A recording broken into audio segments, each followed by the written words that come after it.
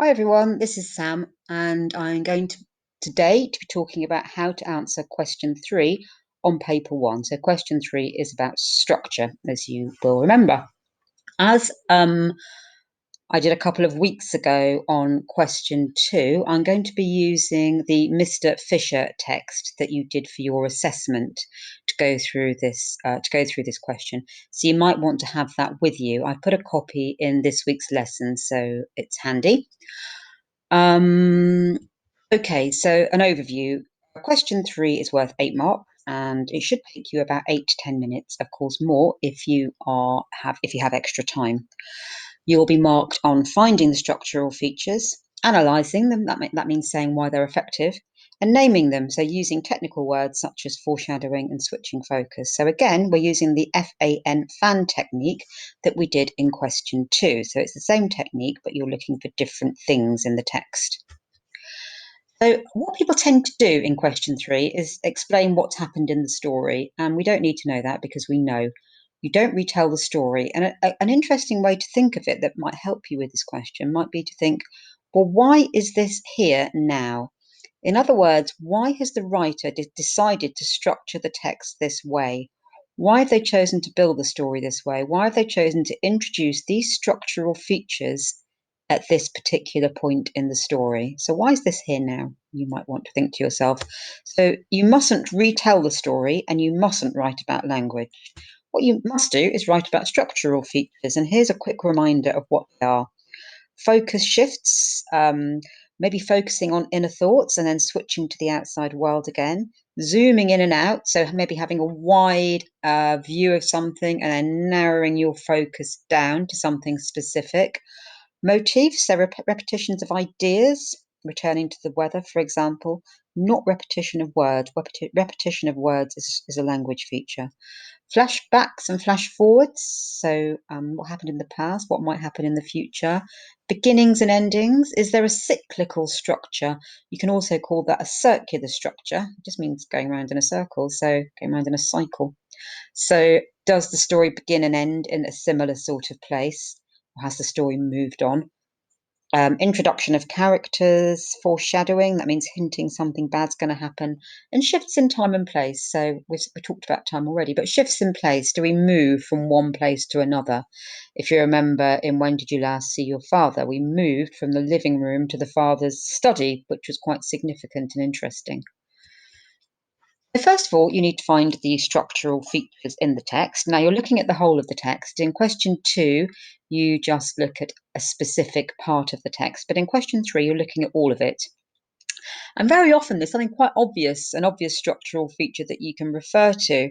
The texts have usually been chosen because they've got some fairly obvious structural features in them. So if anything jumps out at you, that's probably a good thing to write about. Here's one I did earlier. So I looked at Mr. Fisher, and then I went through and just highlighted some of the structural features. So you'll see my comments in a minute as it loads.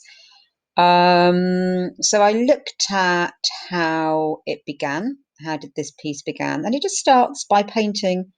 It begins in this terraced house in the middle of town, focusing on Mr. Fisher, and it just establishes this character, this portrait of quite an ordinary man. And then we go from looking at Mr. Fisher to going inside his. So we go to inside his thoughts, and we have kind of a flashback to what books were like in the old days. So we learn that he's kind of disappointed with what's going on in the here and now, and then we learn that actually with this flashback, we learned that the old days were actually a lot more fun and students were a lot more inspired by creative writing. And then we come back to the present tense and Mr. Fisher's pupils today, and we get the sense that he's pretty disappointed with them. And then with this sort of flashing backwards and forwards between past and present stops for a bit, and we get introduced to this new character, the character of Tibbet, who's in this couple of paragraphs here. And then we have this focus on Mr. Fisher's reactions to reading Tibbet's text, his physical reactions. And then we go back to his thoughts and feelings, how he feels about reading this text. And then we end on this kind of rather optimistic note, where we are focusing on Mr. Fisher's thoughts, again on Tibbitt's text, and he's feeling rather optimistic about it. And it's kind of quite a big contrast with how he was feeling at the beginning of the structure. So I wouldn't call this a cyclical or a circular structure. It's not really, because he's in a completely different place. He hasn't returned to being disappointed. We've kind of moved on, and it's all feeling quite exciting. So I've identified some structural features there. So what I need to do now is think about, well, why are they interesting? We're going back to that question. So why is this here now? So why does the writer begin like this? And it's just really to show us that Mr. Fisher is an ordinary. Oh, didn't mean to do that. To show us that Mr. Fisher is an ordinary man. It paints this character of an ordinary guy in a classroom. And then we go into Mr. Fisher's thoughts. And why do we do that? And it's just to show us that Mr. Fisher is disappointed in his life. And then so why do we have a flashback at this point? To show us that Mr. Fisher's views and thoughts to show us that Mr. Fisher's views on books of the past, and to show the contrast with today. It makes his disappointment seem stronger. Why is Tibbett introduced? Well, Tibbett gives us a spark of hope in the midst of all Mr. Tibbitt's disappointment. And maybe there's a kind of a hint that things are changing. And why does it end like this? Well, it shows that things have really changed, and Mr. Fisher's returned to the excitement, maybe, of the old days.